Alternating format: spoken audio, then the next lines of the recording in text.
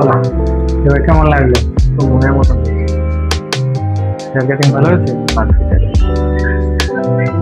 এবার তুমি হেয়ারটা খালি বড় বড় একটু, তারপর তুমি যেভাবে চাইছো একদম প্রপার ওইভাবে সাইডটা তো একদম সেট করে দিয়েছি। দেখি সাইডটা, এই সাইডটা একদম অ্যাকুরেট। খুশি তো? পছন্দ? চলো, বাই।